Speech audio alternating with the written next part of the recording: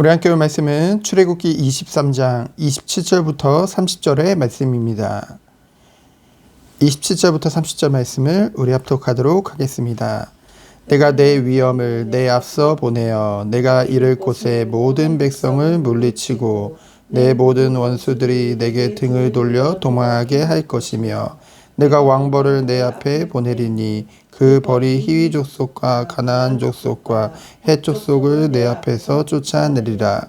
그러나 그 땅이 황폐하게 되므로 들짐승이 번성하여 너희를 해할까 하여 1년 안에서 그들을 내 앞에서 쫓아내지 아니하고 내가 번성하여 그 땅을 기업으로 얻을 때까지 내가 그들을 내 앞에서 조금씩 쫓아내리라. 아멘. 우리는 하나님의 언약을 붙잡으면은 당장 그 언약이 성취될 것이라는 기대를 가지고 그것을 구하게 되어지죠. 하지만 하나님께서는 이 성경 말씀을 통해서 우리에게 알게 하셨습니다. 무엇입니까? 언약을 확신하게 되었을 때 결국은 기다림을 통해, 다른 말로 하면 언약을 정말 확신한다고 한다면 기다릴 수 있다는 거죠. 불안해하거나 초조해하지 않고 그냥 막연히 기다리라는 것이 아닙니다. 그 언약이 성취되었을 때 감당할 수 있는 그릇으로 준비되어지는 것이죠. 예를 들면 국가대표 운동선수가 비전이다. 나는 운동선수를 통해서 하나님께 영광을 나타낼 것이다. 그럼 어떻게 해야 되나요? 무엇부터 시작해야 되나요? 운동과 훈련을 아주 체계적으로 준비하겠죠. 제대로 준비하지 않으면은 국가대표에 뽑히지도 않겠지만 만약에 뽑힌다고 해도 뽑히는 것이 오히려 더 큰 문제가 되어지는 거죠. 응답이 아닌 거죠.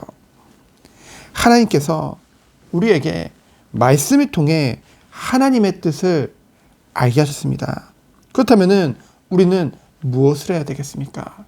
구체적인 준비를 해야 될 줄 믿습니다. 그 언약을 담을 그릇을 준비하는 것이죠. 하나님께서 문을 여시고 우리는 그것에 최선을 다하는 것입니다. 신인 하나님과 인간이 협동해서 이뤄나가는 것이죠. 칭의 구원은 하나님의 전적인 은혜입니다. 그러면 성화는 성령의 역사하심이, 그리고 또 인간의 노력이 함께하는 것이죠. 우리는 인간의 노력이라는 말을 조금은 거부감을 가집니다. 왜냐하면은 이제 그 종교를 기억한 마틴 루터가 오직 믿음으로, 그 행위에 있어서는 그것으로 구원을 이룰 수 없다고 했기 때문에, 하지만 칭의에 있어서는 하나님의 전적인 은혜지만은, 정말 우리가 구원을 의롭게 받은 것은 하나님의 전적인 은혜지만은, 이제는 우리가 그 구원받은 자로서 하나님의 형상을 닮아가고 주님을 닮아가는 그 성화 구원은 하나님의 그 성령의 도우심 아래, 성령의 역사하신 가운데 우리 또한 두렵고 떨리는 마음으로 이루는 것이죠. 하나님께서는 우리에게 완전한 구원을 허락하셨습니다. 그리고 우리에게 하나님의 그 소원을 이루시겠다 약속하셨죠. 그러면 우리는 어떤 축복을 누려야 되겠습니까? 하나님께서는 우리보다 우리 자신을 더 잘 아시죠. 그래서 우리가 이 그릇이 준비되지 않은 상태에서는 응답이 왔다 해도 다시 과거의 나로, 연약한 나로 돌아갈 것을 누구보다 아시기 때문에 우리를 하나님의 완전하신 시간표 가운데 인도하신 줄 믿습니다. 그렇다고 해서 우리가 아무것도 하지 말라는 것은 아니죠. 오늘 본문 말씀을 보면은 분명한 약속을 주셨죠. 뭡니까? 너희가 가기 전에 내가 앞서 내 위엄을 그들에게 보여줄 것이다. 위엄은 뭡니까? 두렵고 떨릴 수밖에 없는 그 하나님의 위엄을요. 그래서 그들이 이미 두려움에 떨 것이다. 실제로 이제 이스라엘 백성이 가는 길 가운데 이것이 성취되거든요. 이미 이스라엘이 도착하기 이전에 거기에 있는 모든 정착민들은 두렵고 떨리는 마음으로 두려움을 가지고 그들을 기다렸거든요. 그리고 뭐라고 했습니까? 그들이 등을 보이고 도망갈 것이다. 이 시대에 지금도 등을 보고 도망가는 자들을 뒤에서 쏘는 것은 쉽잖아요. 그리고 왕벌을 보내서, 왕벌은 무엇을 말합니까? 하나님의 도우심과 하나님의 역사하심이죠. 그래서 가나안을 장악하고 있는 모든 그 강한 민족들을 다 쫓아낼 것을 하나님이 약속하신 것입니다. 근데 중요한 게 있어요. 하지만 그 땅이 황폐하게 되어지면은 들짐승들이 번성해서 너희를 해할까? 그것을 아시는 하나님께서는요. 왜냐면은 지금 시대에도 전쟁과 큰 일이 재난이 일어나면요. 사람이 그곳을 경작하지 않으면은 그곳에 들짐승들이 자리를 잡게 되어지고 그것이 인간에게 많은 피해를 주는 것을 지금도 보게 되거든요. 근데 이 시대에는 그 문명이 더 발달되지 않은 시대잖아요. 그러니 열왕기에 보면은 그 사자 한 마리가 많은 사람들을 죽이는 것을 우리는 보게 되어지거든요. 그와 같이 들짐승들이 번성하면 너희를 해할까요? 뭐라고 했습니까? 1년 안에는 하나님 시간표죠. 이스라엘이 정비하고 정착할 시간을 주시겠다는 것입니다. 1년 안에는 쫓아내지 않겠다. 얼마나 하나님이 헤아림이 크신지요. 그리고 뭡니까? 내가 번성해서 땅의 기업을 얻을 때까지. 이제 가나안은 전복하고 12지파에게, 그러니까 정확히 말하면 11지파에게 그 땅의 그 기업이 분배되는 그때까지는, 그리고 그것에 정착하고 그것에서 번성하기 그때까지는 하나님께서는 어떻게 하시겠다? 그들을 한 번에 쫓아내신 것이 아니라 조금씩 쫓아내리라. 하나님의 완전한 사랑이죠.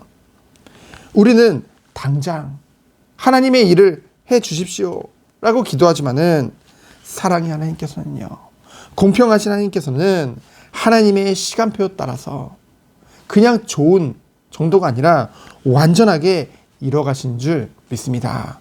그래서 우리는 감사할 수밖에 없는 것이죠. 하나님의 완전한 계획, 그 언약, 그것을 가지고 하나님의 완전한 시간표 가운데 완전하게 인도하신다는 그 사실을 믿기 때문에, 그것을 인정하면은 이제는 불안해하거나 초조하지 않죠. 하나님 믿기 때문에.